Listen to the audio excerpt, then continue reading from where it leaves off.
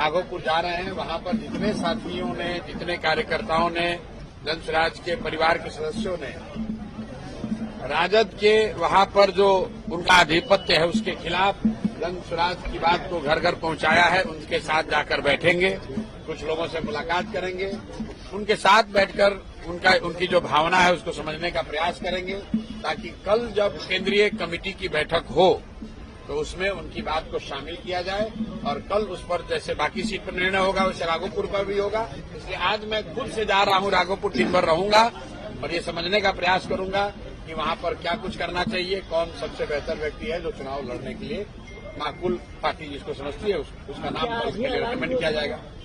ऐलान तो भैया पार्टी करती है, पार्टी टिकट का ऐलान तो मैं नहीं करता हूँ। पार्टी रहा तो क्या चुनाव लड़ेंगे वहाँ से लोग जो तय करेंगे वो किया जाएगा। 2 जगह चुनाव लड़ने की बात कर रहे हैं मेरे भाई, अगर हमारे लड़ने की बात सुन के तेजस्वी यादव को राघोपुर छोड़ के भाग जाना है। मेरे आईडी में कुछ 2 जगह से तो उनको लड़ना ही पड़ेगा।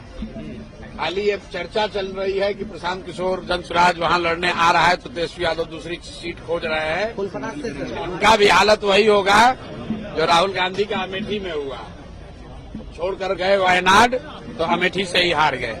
इसलिए मेरे भाई आज जा रहे हैं, अभी चर्चा शुरू हो रही है, अभी तो चुनाव अब शुरू हो रहा है, घबराइए नहीं, आगे आगे देखिए क्या होता है। मेरे भाई सिर्फ फुटबॉल इसलिए हो रहा है कि कौन कितना सीट पाए, कितना जीत कर आए और कितना लूटपाट मचाए। ये लूट का सिर्फ फुटबॉल है, जन स्वराज में सिर्फ फुटबॉल नहीं है।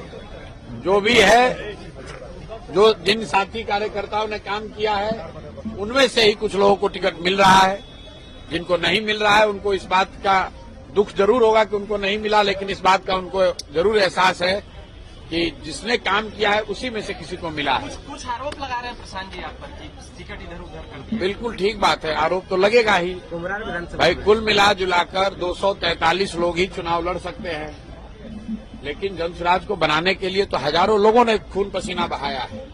लेकिन उन साथी कार्यकर्ताओं को ये विश्वास है कि जन स्वराज में कुछ भी बिक नहीं सकता है। चयन में सही गलत हो सकता है, आप उससे सहमत असहमत हो सकते हैं, लेकिन अपना परिवार है। जो लोग अगर कुछ असहमत भी होंगे उनके साथ बैठकर बात हो जाएगी। आपका साइड इफेक्ट जोरदार है, पवन जी ने वापस ले लिया। मेरे भाई, आपका इफेक्ट है, मेरा इफेक्ट कुछ नहीं है। न्यायालय में हमको चुनौती देने वाले अशोक चौधरी ने कहा कि हम अब जनता की अदालत में जाएंगे, तो आपके जरिए मैं पूछना चाहता हूं कि वो घोषित करें कि किस विधानसभा में जनता की अदालत में आ रहे हैं। दम है तो अशोक चौधरी बताए कि किस जनता की अदालत में जा रहे हैं, और अगर जनता की अदालत में नहीं जा रहे हैं तो न्यायालय में आइए, और नहीं आइए तो आपकी गलती मान ली जाएगी कि आपने चोरी भ्रष्टाचार किया है। इसलिए भाई अभी आ रहा हूं, उसके पहले से 4 जो मूर्छित है उसका तो बता दें। जो 4 लोगों ने कहा कि जनता तय करेगी, तो जनता तो सरकार बनाएगी, तुम 4 भ्रष्ट लोगों को जवाब देना है। तो दिलीप जायसवाल, सम्राट चौधरी, मंगल पांडे और अशोक चौधरी को अनाउंस करना चाहिए कि किस जनता की अदालत में जाएंगे, कौन सा विधानसभा से चुनाव लड़ेंगे, ताकि जन स्वराज का कोई न कोई सिपाही भ्रष्टाचारियों पर से इनसे पूरा हिसाब किया जा सके।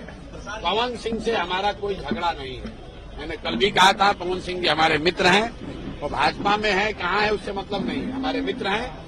उनकी पत्नी कल आई थी, जैसा कि आपके सामने आई, प्रेस के सामने मैंने जो कहा, उनका जो व्यक्तिगत मामला है उससे हमारा जन स्वराज का कोई लेना देना नहीं है, और राजनीतिक तौर पर उनकी पत्नी ने मेरे से कोई बातचीत की नहीं है।